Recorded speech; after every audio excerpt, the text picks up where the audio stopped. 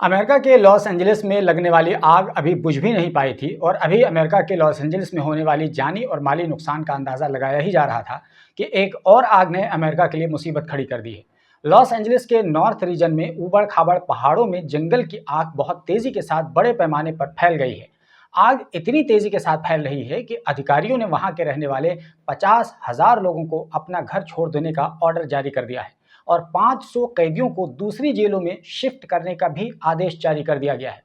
इसके अलावा इस इलाके में दूसरी जेलों के अंदर 6,400 कैदी मौजूद हैं और वहां पर बसें लाकर खड़ी कर दी गई हैं और जैसे ही हालात को बिगड़ता देखा जाएगा, इन कैदियों को भी सुरक्षित जगहों पर शिफ्ट कर दिया जाएगा। अधिकारियों के अनुसार अब तक 9,400 एकड़ का इलाका आग की चपेट में आ गया है। इस बार लॉस एंजलिस के नॉर्थ पहाड़ी इलाके में लगने वाली इस आग को ह्यूज फायर का नाम दिया गया है। फायर ब्रिगेड के अधिकारियों का कहना है कि तेज हवाएं और ह्यूमिडिटी ना होने की वजह से और झाड़ियों के सूख जाने की वजह से आग का फैलाव काफ़ी तेजी के साथ हो रहा है। माहिर मौसमियात डेनियल सोइन उन्होंने वार्निंग दी है कि तेज हवाओं की वजह से हेलीकॉप्टरों का उड़ना काफ़ी मुश्किल हो सकता है और सबसे ज़्यादा खतरे की बात यह है कि ये आग वेंचुरा काउंटी तक फैल सकती है और उसका खतरा लगातार बढ़ता जा रहा है। और ये इसलिए भी बहुत ज़्यादा खतरनाक है क्योंकि यहाँ सूखे पेड़ बहुत बड़ी संख्या में हैं और अगर इन पेड़ों तक आग पहुंची तो फिर इसका अंजाम बड़ा भयानक होने वाला है क्योंकि जलवायु परिवर्तन ने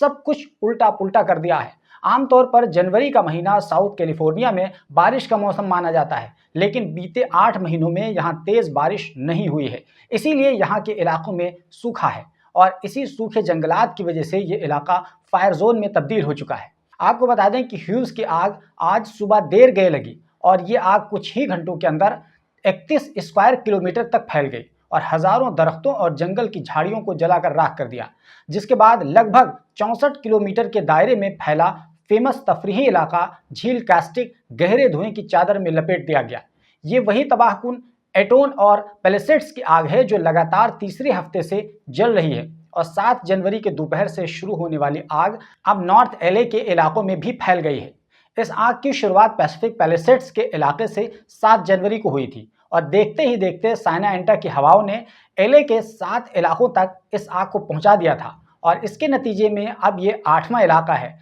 जहां पहाड़ की चोटियों के साथ और नीचे जंगल की वादियों में आग के शोले भड़क रहे हैं। आग पर काबू पाने वाला महकमा लगातार जमीन और आसमान से पानी बरसा रहा है। इसके अलावा आसमान से गैसों का छिड़काव किया जा रहा है ताकि आग को आगे बढ़ने से रोका जा सके।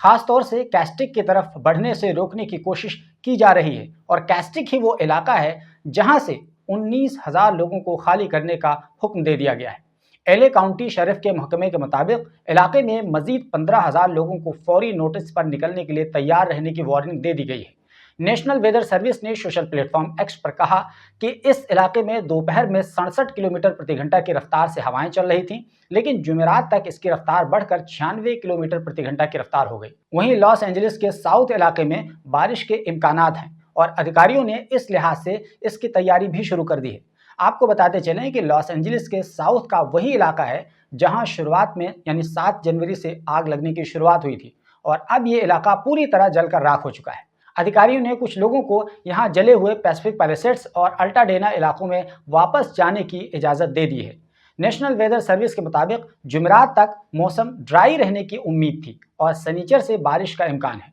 सुपरवाइजर कैथरीन बार्गर ने बुध की सुबह की एक न्यूज़ कॉन्फ्रेंस के दौरान उन्होंने कहा कि बारिश की पेशीनगोई की गई है और आग से मुतासरा कम्युनिटीज़ में कीचड़ और मलबे का खतरा है। लॉस एंजलिस और वेंटूरा काउंटीज में आग के खतरनाक खतरे के लिए रेड फ्लैग वार्निंग को जुमे की सुबह 10 बजे तक बढ़ा दिया गया है। ऑफिशियल्स को इस बात का डर था कि पैलिसेड्स और एटन की आग उनके कंटेनमेंट लाइनों को तोड़ सकती है। वहीं लॉस एंजलिस के मेयर कैरन बास ने चेतावनी दी है कि अब आग बुझने के बाद एक नई तरह की दिक्कत होने वाली है और वो है कि अब जले हुए घरों के राख हवाओं के सहारे लोगों की नाकों में जाएंगे और उन जहरीली गैसों से हेल्थ इश्यूज की दिक्कतें बढ़ने वाली हैं। उन्होंने लोगों से कहा है कि इस हवा से बचाव की तदबीरें सिटी की वेबसाइट पर बताई गई हैं, इसलिए लोग वहां जाकर इससे कैसे बचा जाएगा इसके बारे में जानकारी ले सकते हैं, क्योंकि एलए काउंटी के public health director Barbara Ferrer ने खबरदार किया है कि राख में भारी मेटल्स और दीगर हार्मफुल एलिमेंट्स हो सकते हैं। आपको बता दें कि बीते 2 हफ्तों में पैलेसेट्स और एटन की आग में कम से कम 28 लोग मारे गए हैं और 14,000 से ज़्यादा इमारतें जलकर राख हो गई हैं और इस दौरान कुल 22 लोगों के लापता होने की भी खबर है। वैसे तो इस आग को ज़्यादा तबाहकुन तो नहीं कहा जा सकता, लेकिन इस आग को सबसे ज़्यादा महंगी आग की तबाही ज़रूर कही जा सकती है, क्योंकि इस आग की वजह से 12 लाख करोड़ रुपए से भी अधिक रुपए का नुकसान हो चुका है, जो अपने आप में एक बहुत बड़ी तबाही है। 2 बड़ी आग की तबाही से बेतहाशा नुकसान उठाने के बाद कैलिफोर्निया की इकोनॉमी को ज़बरदस्त नुकसान उठाना पड़ रहा है। खास बात यह है कि इतने दिन गुजर जाने के बावजूद अब तक इस आग के लगने की वजह का पता नहीं लगाया जा सका है। वहीं federal bureau of alcohol, cigarette या इस जैसी किसी आग लगने वाली चीज की वजह से आग लगने की वजूहात की तहकीकात कर रहा है, लेकिन अभी तक वो किसी भी नतीजे पर नहीं पहुंच सका है। उधर ईडन आग में अपने घरों को खोने वाले लोगों की तरफ से कई मुकदमे दायर कर दिए गए हैं। यूं कहें कि एक तरफ अमेरिका में आग की तबाही है और इस तबाही ने हजारों लोगों के सरों से छत छीन लिया है, वहीं दूसरी तरफ अब इसके साथ साथ हेल्थ इश्यूज और अदालती मामलात का भी दौर शुरू हो गया है। अब ताज़ा 20 जनवरी को डोनाल्ड ट्रंप ने अमेरिका की कमान संभाली है और अब इनके सामने भी इस खतरनाक तबाही की जिम्मेदारी आन पड़ी है। यूं कहें कि उन्हें जो बाइडन ने इस आग की तबाही को तोहफे में दे दिया है। इससे पहले जब 7 जनवरी को आग की शुरुआत हुई थी, तो उस वक्त जो बाइडन अमेरिका के राष्ट्रपति थे और उस वक्त ट्रंप ने कैलिफोर्निया के गवर्नर, जो कि डेमोक्रेट से हैं, उन्हें नालायक तक कह दिया था। लेकिन अब ट्रंप ने अमेरिका की कमान संभाल ली है, तो अब ऐसे में लायक और नालायक कहने से कुछ नहीं होने वाला है, बल्कि इन्हें आगे बढ़कर इस आग जैसी तबाही पर काबू पाना होगा, क्योंकि एक्सपर्ट ये मानते हैं कि ये सब कुछ जलवायु परिवर्तन की वजह से हो रहा है और ट्रंप ही थे जिन्होंने 2017 में अमेरिका को पेरिस क्लाइमेट डील से अलग कर लिया था। और अब जब अमेरिका खुद जलवायु परिवर्तन की चपेट में आ रहा है, तो वो किसी को नालायक कहकर बचने की कोशिश कैसे कर सकता है। दोस्तों, वैसे आप लोग इस आग की तबाही के बारे में क्या कहना चाहते हैं? आप जलवायु परिवर्तन के लिए किसको सबसे ज़्यादा जिम्मेदार मानते हैं? अमेरिका को, इंडिया को, दुनिया के किस हिस्से को? आप अपनी राय ज़रूर दीजिए और ख़ास तौर से इसके लिए ट्रंप कितने जिम्मेदार हैं, क्योंकि इन्होंने ही पेरिस क्लाइमेट डील से अमेरिका को 2017 में पुल आउट किया था। तो आप इस बारे में डोनाल्ड ट्रंप को कितना जिम्मेदार मानते हैं, वो भी बताइए। और अगर आप हमारे चैनल पर पहली बार आए हैं तो आप हमारे इस चैनल को सब्सक्राइब कर लीजिए और ये वीडियो अगर आप फेसबुक पर देख रहे हैं तो प्लीज़ हमारे पेज को फॉलो कर लीजिए, क्योंकि न केवल हम यहाँ पर न्यूज़ बल्कि इसके अलावा इंटरेस्टिंग व्लॉग के कंटेंट्स भी बनाकर अपलोड करते रहते हैं।